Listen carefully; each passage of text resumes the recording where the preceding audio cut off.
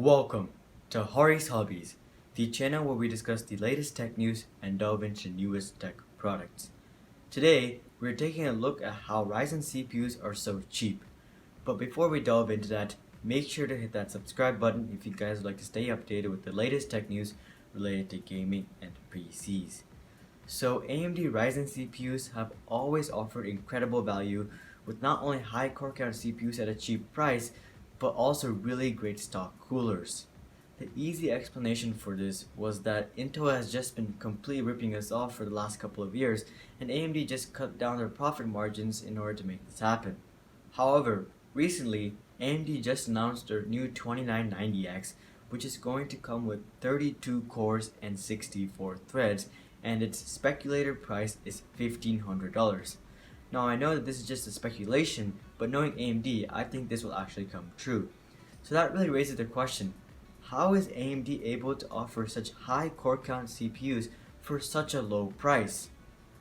Intel's 18-core CPU costs $2,000, so AMD is literally almost offering double the amount of cores and threads for $500 cheaper.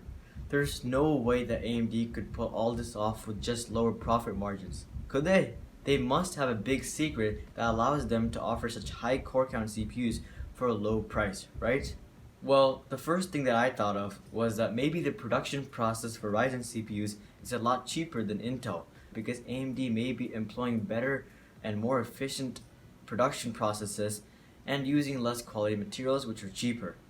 And the thing is that AMD's die size is usually bigger than its Intel counterparts, and you can't really skimp out on cheap silicon while making CPUs, and as a result, AMD is not saving money by using less materials or worse quality materials either.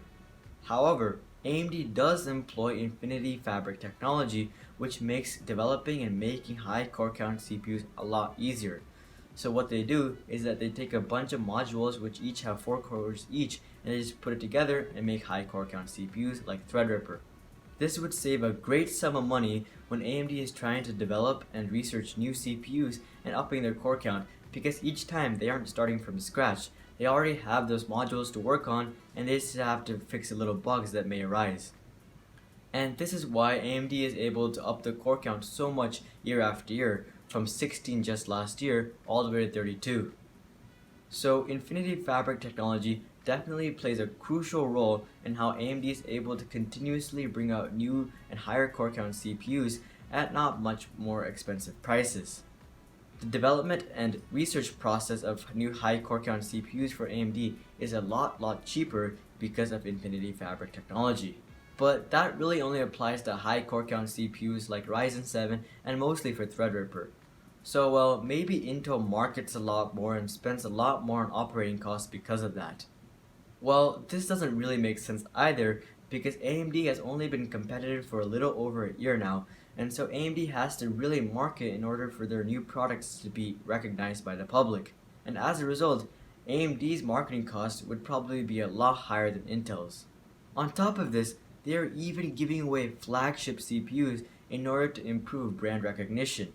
For example, AMD gave away 40 1950Xs to 8086K owners for free.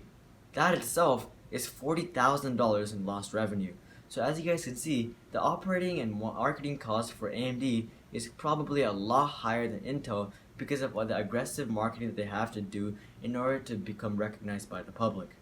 And as for research and development costs, those would be a lot higher for AMD as well, because Intel has just really been sitting back and adding a couple of gigahertz to their CPUs year after year.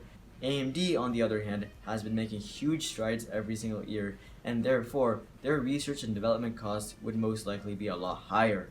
And finally, you come back to the first point of this video, which is AMD just cuts their profit margins in order to be able to offer their CPUs for a much lower price than Intel. And when you really delve into it and do some more research, you realize that this is precisely what is happening right now. Intel has just been ripping us off for so long by such a high profit margin that we didn't even realize that CPUs could be offered for such low prices. AMD's gross profit margin for the first quarter of this year was 36.25%. Intel, on the other hand, had a gross profit margin of 60.57%. As it is evident, Intel is just highly overpricing their CPUs, and there really is nothing much to it. Intel has just built up a really good name over the past decade, and they are really just the market dominator. And for the average consumer who makes up over 90% of PC purchases, they usually just buy pre-builds and they buy what they always bought, which is Intel. Most people just don't want to try something new or think that Ryzen is a scam just because of how cheap it is, or they simply just think that Intel has the best performance. Whatever the case, most average consumers just stick to Intel. As a result, Intel has built up a great recurring buyer audience, and therefore they can charge whatever they want. AMD, on the other hand, is trying to capture the educated buyer market by offering really good value with their CPUs, and Infinity Fabric really helps them with their high core count CPUs. And as for the extremely cheap prices, that is mostly accomplished by AMD just cutting their own profit margins for our benefit. So us educated buyers should support AMD and buy their CPUs so that in a couple of years, AMD will become a much more popular brand among the average consumer and Intel would be forced to charge less. So there really is no secret to it. AMD is just sacrificing their own profit margin in order to offer really attractive pricing. So how do you guys feel about this? Do you think that everyone should support AMD?